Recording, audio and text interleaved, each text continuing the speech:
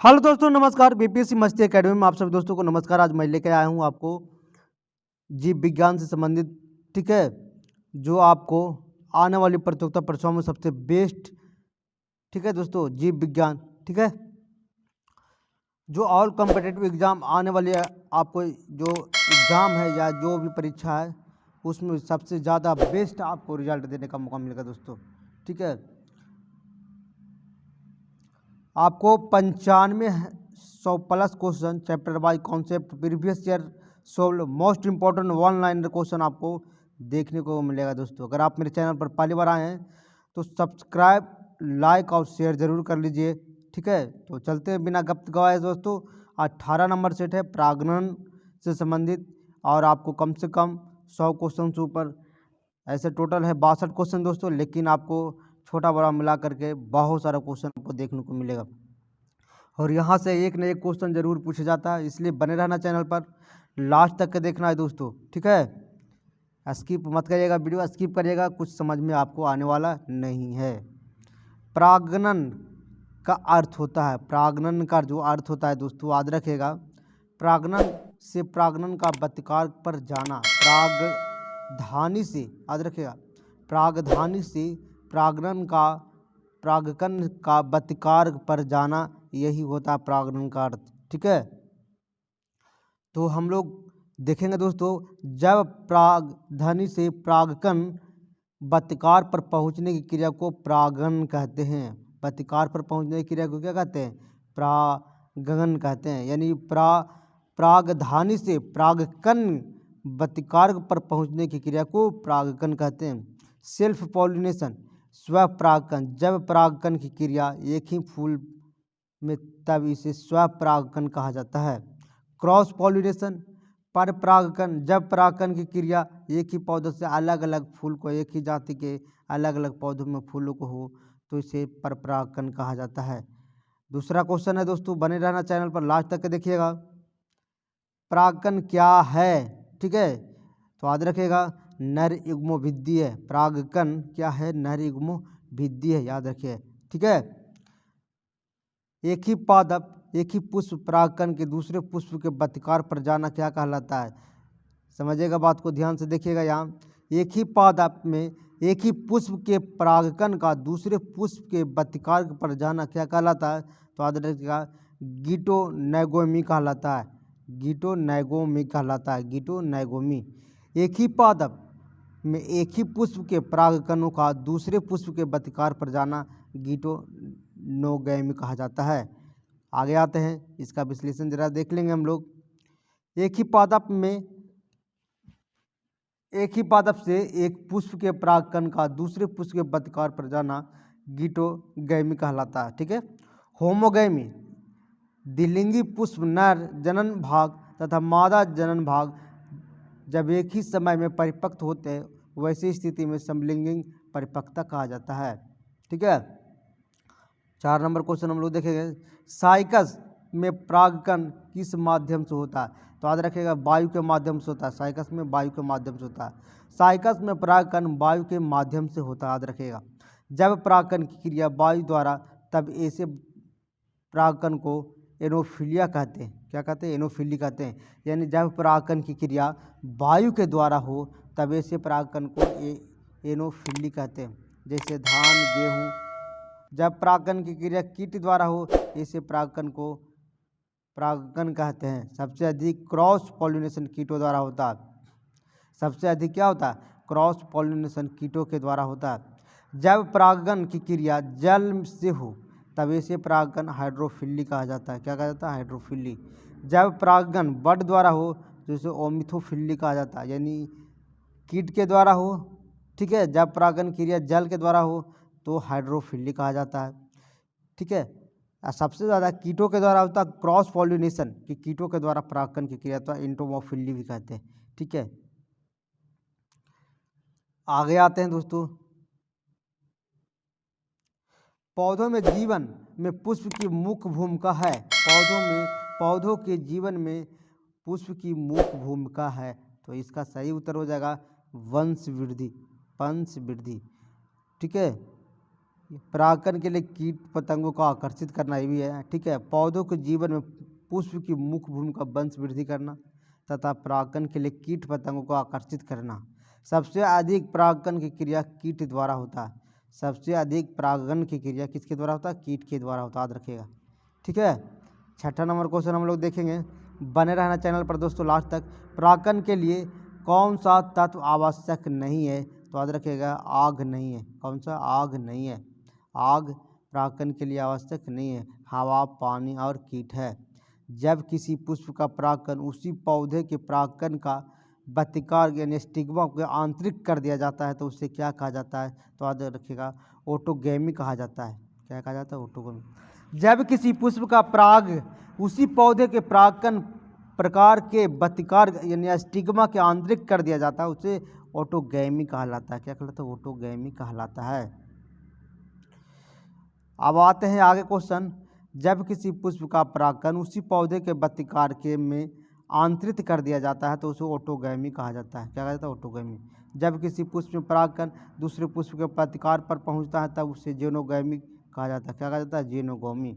मनुष्य में निषेचन की क्रिया एलोगैमी कहलाता है। मनुष्य में निषेचन की क्रिया अगर होता है तो क्या कहता है? एलोगैमी कहलाता है। मनुष्य में निषेचन की क्रिया को क्या कहता है? एलोगैमी कहलाता है।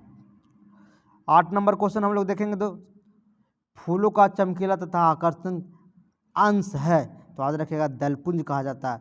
फूलों का चमकीला तथा आकर्षण अंश है किसको कहा जाता है? दलपुंज कहा जाता है, ठीक है। फूलों का चमकीला तथा आकर्षण भाग को दलपुंज कहा जाता है, ठीक है। कोरोला रंगीन होता है। क्या होता है? कोरोला, जिसको हम दलपुंज बोलते हैं, वो रंगीन होता है। यह हरे रंग को छोड़कर अन्य रंगों में पाया जाता है।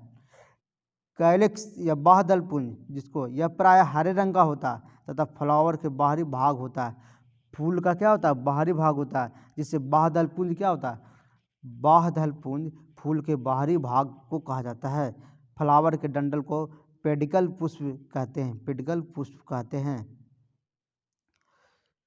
9 नंबर क्वेश्चन आएंगे, फूल, फल तथा बीज धारण करने के लिए फूले हुए पौधे क्या कहलाता है? तो याद रखिएगा एंजियोस्पर्म कहलाता है। फूल, फल तथा बीज धारण करने वाले फूले हुए पौधों क्या कहलाता है? एंजियोस्पर्म कहलाता है। इस समूह के पौधों में एंजियोस्पर्म के तनी, पत्ती, फूल, फल, बीज सभी उपस्थित होते हैं। बीज फल के अंदर होता है, ठीक है। अब जिम्नोस्पर्म, गायनोस्पर्म इसको बोलता है इंग्लिश में जिम्नोस्पर्म। इस समूह के पौधों में बीज पाए जाते हैं किंतु फल नहीं लगता है।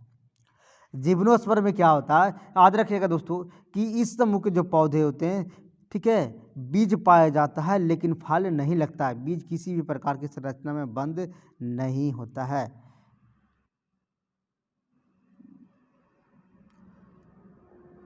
क्रिप्टोगेम्स पुष्पीय पौधा जिसको हम लोग कहते हैं, वैसा पौधा जिसमें फूल नहीं होता है, जैसे थाइलोफाइटा, ब्रायोफाइटा, है ना, पेट्रोडा, पेट्रोफाइटा, है ना, गायनोस्पर्म्स, ये सब पौधों में क्या होता है? फूल नहीं होता। दिग्बीजपत्री कौन होता है? तो याद रखिएगा आम होता है। आम कैसा? दिग्बीजपत्री होता है। आम का बीज द्विबीजपत्री होता है, द्विबीजपत्री होता है। वैसा जीव जो 2 बराबर भागों में टूटता है उसे द्विबीजपत्री कहा जाता है। कितना भाग में? 2 बराबर भागों में टूटता है, उसे द्विबीजपत्री कहा जाता है। आम, जामुन, दलहन, दाल इत्यादि, ठीक है। आते हैं आगे दोस्तों, पौधे का कौन सा भाग फूल बनने की उद्दीपन ग्रहण करता है? तो याद रखिएगा पर्ण भाग। कौन सा भाग? पर्ण भाग करता है। पौधे का कौन सा भाग फूल बनने का उद्दीपन ग्रहण करता है? तो पर्ण भाग।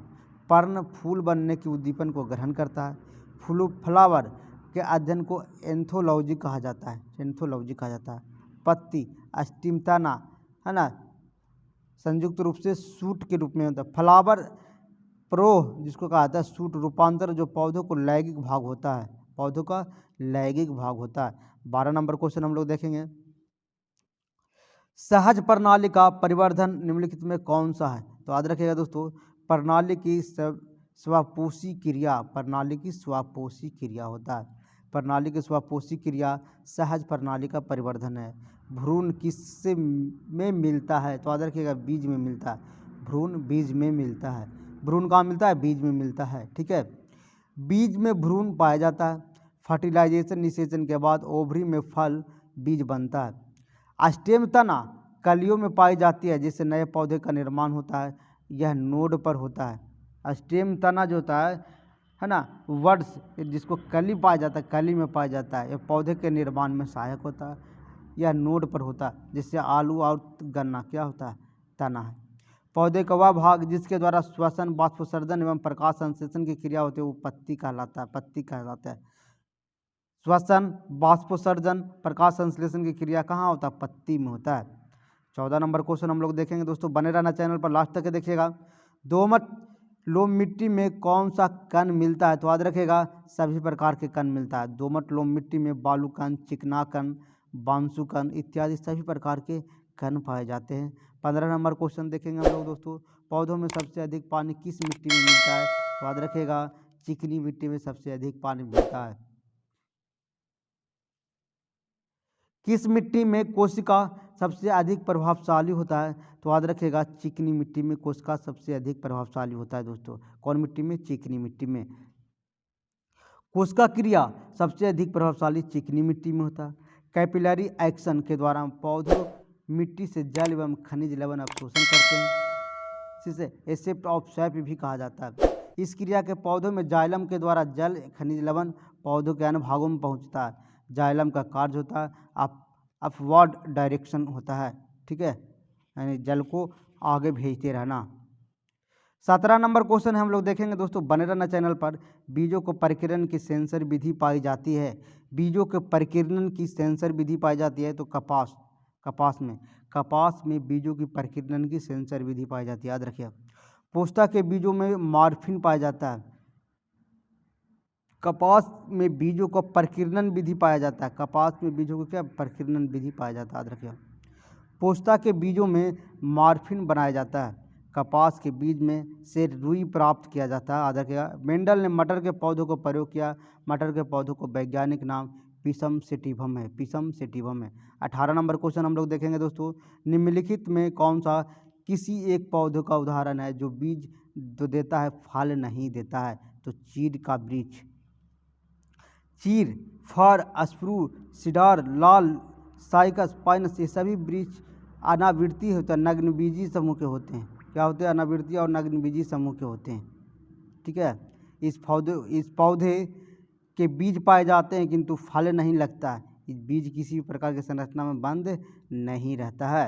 कपास प्राप्त होता है, तो याद रखिएगा बीज से प्राप्त होता है, कपास कॉटन बीज से ही प्राप्त होता है, ठीक है। 20 नंबर क्वेश्चन हम लोग देखेंगे दोस्तों, बने रहना चैनल पर। बीजों का सर्वोत्तम संरक्षण होता है, तो याद रखिएगा ठंडी और शुष्क परिस्थितियों में, ठंडी और शुष्क परिस्थितियों में बीजों का सर्वोत्तम संरक्षण होता है, याद रखिएगा, ठीक है, ठंडी और शुष्क परिस्थितियों में, ठीक है। 21 नंबर क्वेश्चन हम लोग देखेंगे, कौन सा चीज़ भूमिगत खाद्य तना है, तो याद रखिएगा अदरक। अदरक क्या है, तना है, अदरक भूमिगत तना उदाहरण है। शकरकंद, मूली, जड़ इसका भी उदाहरण है, ठीक है।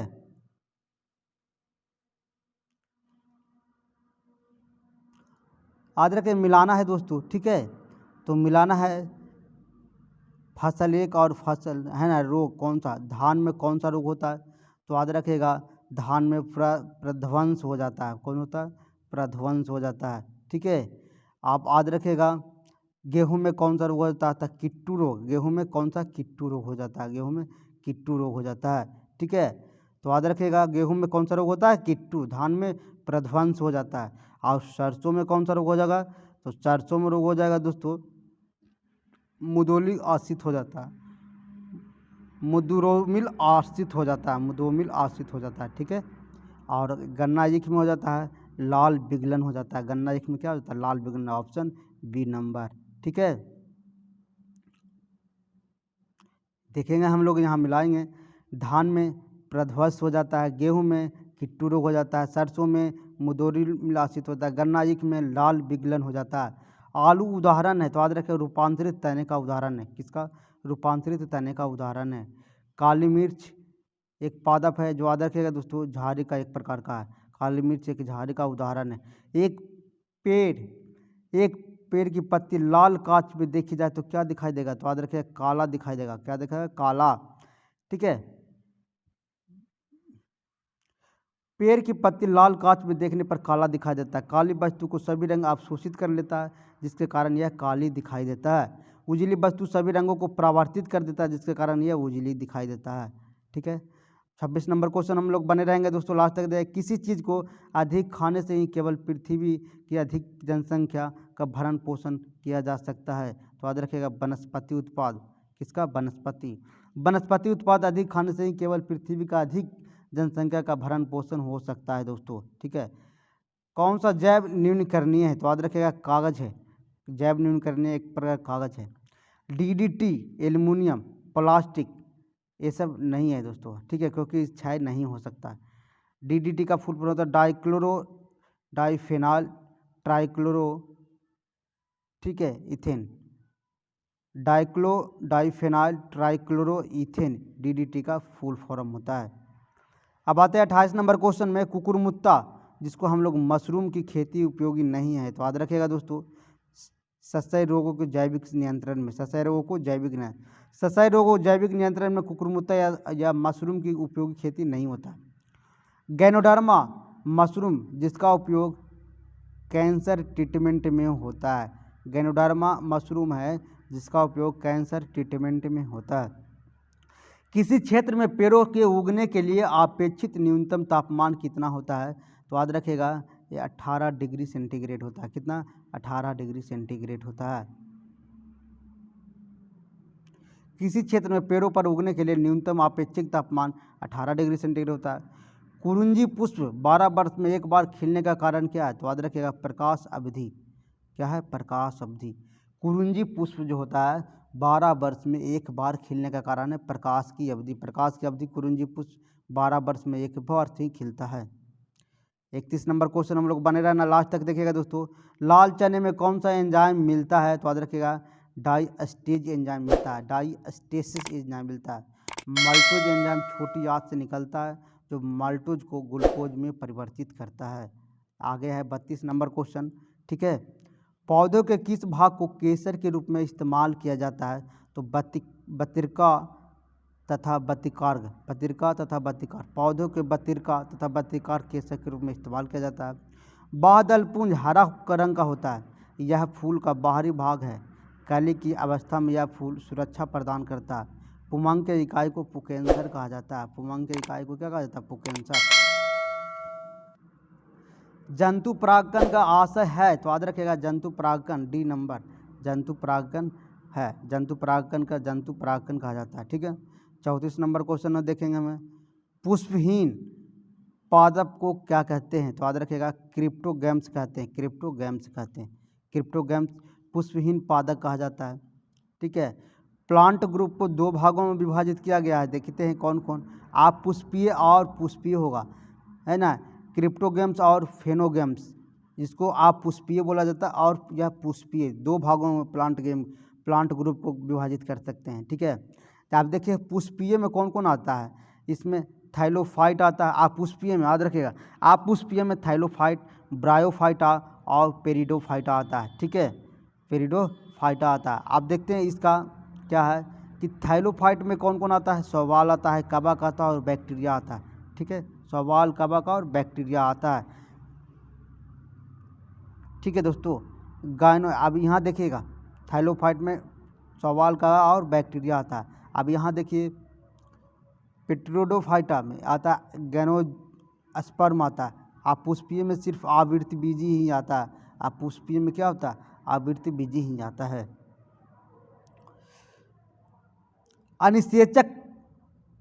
अनिषेक फल से आशय फल विकास है। तो याद रखेगा निषेचन के बिना। क्या होता है? निषेचन के बिना।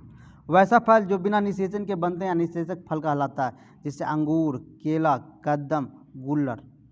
इसमें निषेचन की क्रिया नहीं होता है, अंगूर, केला, कदम और गुल्लर में। 36 नंबर क्वेश्चन हम लोग देखेंगे, उन पादप को क्या कहते हैं जो अपने जीवन काल के केवल एक बार फलते फूलते हैं? तो उससे कहते हैं शक्लुतफली फल कहता है। ठीक है, शक्लुतफली उन पादप को कहते हैं जो अपने जीवन काल में एक ही बार फल फूलते हैं। 37 नंबर क्वेश्चन हम लोग देखेंगे दोस्तों, बीज के अंकुरण की एक अनिवार्य विशेषता किसकी मौजूदगी में होता है? तो जल की मौजूदगी में होता है। बीज के अंकुरण की अनिवार्य जल की मौजूदगी में आवश्यकता होता है। बीजों का निष्क्रिय अवस्था सक्रिय अवस्था से आने की क्रिया को बीज अंकुरण कहते हैं। बीजों के अंकुरण के लिए जल, ताप और वायु तीनों आवश्यक है। जल, ताप और वायु तीनों आवश्यक है। मिट्टी और सूर्य प्रकाश बीजों का अंकुरण के लिए नहीं है दोस्तों, ठीक है। 38 नंबर क्वेश्चन हम लोग बने रहने, पत्थर और चट्टानों से लगे पौधों को क्या कहते हैं? तो याद रखिएगा शैलोभिद कहा जाता है, यानी लिथोफाइट कहा जाता है जिसको इंग्लिश में। वैसा पौधे जो पत्थर और चट्टान पर उगते हैं लिथोफाइट या शैलोभिद कहते हैं। वैसा पौधे जो लवणीय समुद्र जल के किनारा दलदली भाग में होता है लवणोभिद्दी कहा जाता है। लवणोभिद्दी जिसको हाइड्रोफाइटा कहा जाता है, क्या जाता है? हाइड्रोफाइटा, ठीक है। राइजोफोरा, नारियल, सुंदरी, ये सब क्या है? लवणोभिद्दी होता है, समुद्र के किनारे ही पाया जाता है। 39 नंबर, फल के मीठे स्वाद का कारण क्या है दोस्तों? तो याद रखिएगा फ्रैक्टोज है। फल के मीठे स्वाद का कारण क्या है? फ्रैक्टोज। फ्रैक्टोज के कारण फल के मीठे स्वाद होता है। फ्रैक्टोज प्राकृतिक रूप से सबसे अधिक मीठा होता है। ग्लूकोज और ग्लूकोज मिलने से माल्टोज बन जाता है। ग्लूकोज और गैलेक्टोज को मिलने से लैक्टोज बन जाता है, याद रखिएगा। पादप में मूल भूमिका क्या है? तो याद रखिएगा पादप मृदा से खनिज लवण और जल को अवशोषित करना। मृदा से खनिज लवण और जल को अवशोषित करना। मृदा से खनिज लवण और जल को अवशोषित करना पादप में रोमों की मूल भूमिका है। 41 नंबर क्वेश्चन हम लोग देखेंगे, ठीक है। फूल के मादा प्रजनन अंग को जाना जाता है, तो याद रखिएगा दोस्तों कार्पेल जाना जाता है। किसको? कार्पेल कहा जाता है। फूल के मादा प्रजनन अंग को क्या कहा जाता है? कार्पेल कहा जाता है। क्या कहा जाता है? कार्पेल कहा जाता है। फूल के मादा जनन अंग इकाई को कार्पेल कहा जाता है। फूल के मेल जनन इकाई को अस्टेमेन कहा जाता है। अस्टामेन कहा जाता है। भारत का राष्ट्रीय फूल कौन सा है? तो राष्ट्रीय फल कौन सा है? आम है, फल है दोस्तों, ठीक है। उच्चतर पौधे के बीजों में पोषक ऊतक को क्या कहा जाता है? तो याद रखेगा एंडोस्पर्म कहा जाता है। उच्चतर पौधे के बीजों को पोषक स्तर को एंडोस्पर्म कहा जाता है। स्वपरागण परिणाम क्या होता है? तो अंतः प्रजनन होता है। क्या होता है? अंतः प्रजनन होता है। बहुअंडपी वियुक्त अंडपी किस प्रकार फल प्राप्त होता है? तो याद रखिएगा गुच्छेदार फल प्राप्त होता है। कौन सा? गुच्छेदार फल प्राप्त होता है, ठीक है। 46 नंबर क्वेश्चन हम लोग देखेंगे दोस्तों, पुकेंसर अपने पराग कोषों से और पत्तियों से किससे परस्पर मिले होते हैं? तो याद रखिएगा कंपोजिटिव होता है, कंपोजिटिव। पुकेंसर अपने पराग कोष से और पत्तियों से किस में परस्पर मिले होते हैं? तक कंपोजिटिव होते हैं। कंपोजिटिव का अर्थ होता है जब युग्म कोष पराग कोष से जुड़ा होता है। लिलिएसी लहसुन, प्याज, सतावर, सूरजमुखी, गुलदाउदी, गेंदा के अंतर्गत आता है। लिलिएसी समूह के अंतर्गत कौन कौन आता है? लहसुन आता है, प्याज आता है, सतावर आता है, कंपोजिटी आता है, सूरजमुखी और गुलदाउदी आता है। लेग्यूमिनेसी के अंतर्गत कत्था, मटर, अरहर, मूंगफली ये सब आता है। अब आते हैं 47 नंबर क्वेश्चन हम लोग देखेंगे दोस्तों, बने रहना। बहुबाह है ना, बहुल बाह त्वचा पाई जाती है, तो याद रखेगा एमारेंथस में पाया जाता है। एमारेंथस, इन्हें पिगविड भी कहा जाता है। गेहूं का पुष्प होता है, तो याद रखेगा कनिष्क स्पाइक होता है। कनिष्क स्पाइक के रूप में गेहूं का पुष्प पाया जाता है। कनिष्क स्पाइस के रूप में गेहूं का पुष्प पाया जाता है। अब आते हैं 49 नंबर हम लोग बने रहना है। पौधे के किस प्रक्रिया से प्रजनन करता है? तो याद रखिएगा परागकण के माध्यम से। परागकण के माध्यम से परागकोश से परागकण मादा पुष्प के बत्तिकार पर पहुंचने की क्रिया को परागकण कहा जाता है। परागकोश से परागकण मादा पुष्प के बत्तिकार पर पहुंचने की क्रिया को परागकण कहा जाता है। 50 नंबर क्वेश्चन हम लोग बने रहना है दोस्तों, लास्ट तक देखिएगा। आमतौर पर पिंक मोल्ड किस नाम है? तो याद है क्या? न्यूरोस्पोरा कहा जाता है। न्यूरोस्पोरा कहा जाता है। न्यूरोस्पोरा कहा जाता है, ठीक है। म्यूकर एक प्रकार का कवक है जो सड़े गले पौधों पर उगता है। म्यूकर क्या है? एक प्रकार का कवक है जो सड़े गले पौधों पर उगता है। सड़े गले पौधों पर उगता है, ठीक है।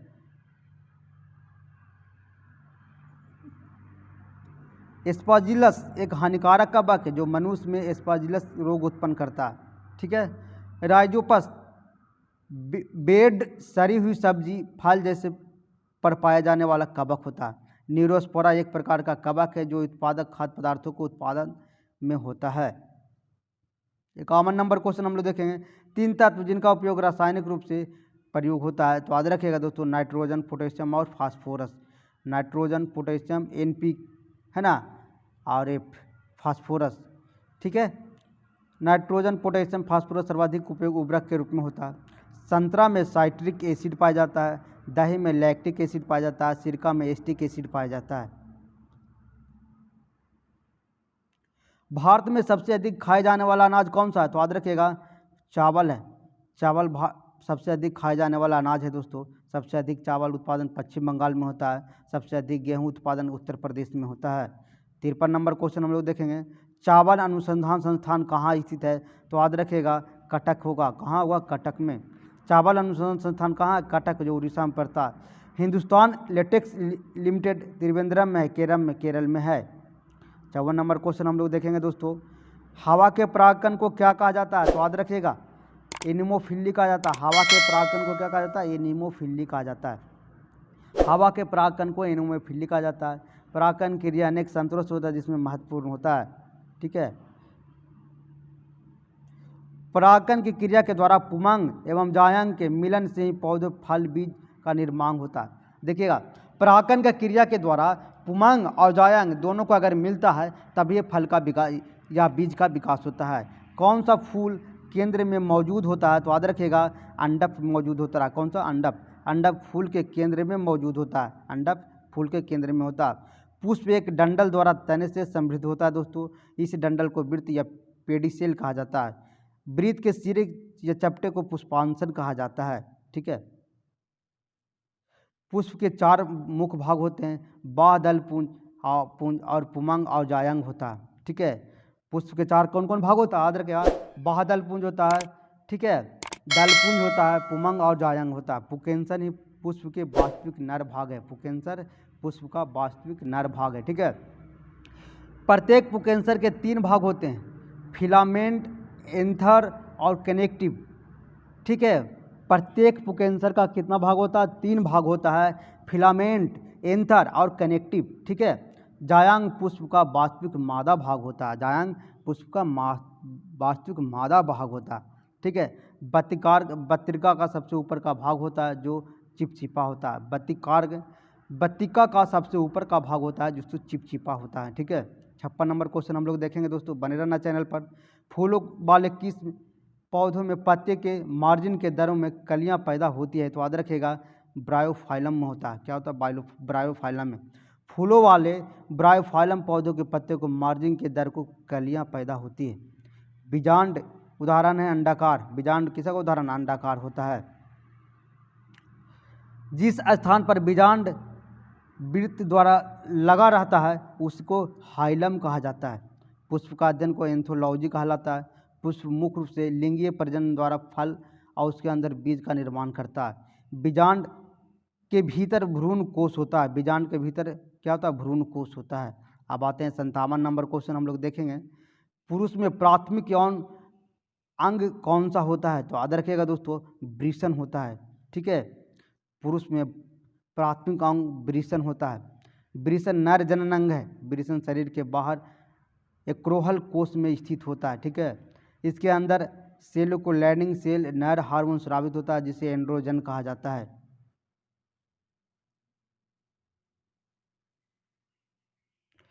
क्रॉस परागकण के लिए निम्नलिखित में कौन सा परागकण के कारक नहीं है, तो याद रखिएगा पौधे नहीं है। क्रॉस परागकण के लिए पौधे परागकण का नहीं है, ठीक है।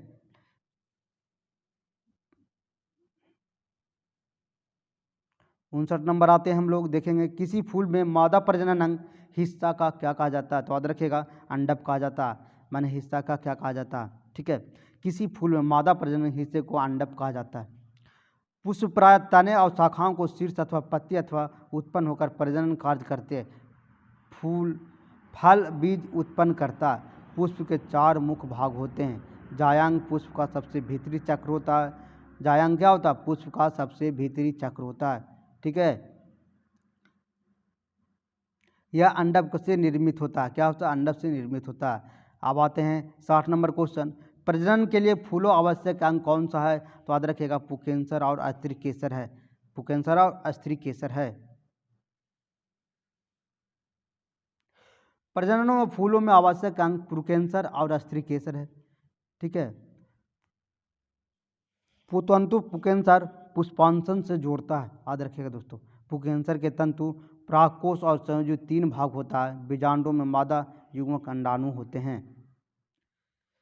61 नंबर क्वेश्चन है, एक पौधों में इनमें से क्या एक बीज में परिवर्तित होता है? तो याद रखिएगा, बीजाणु होता है।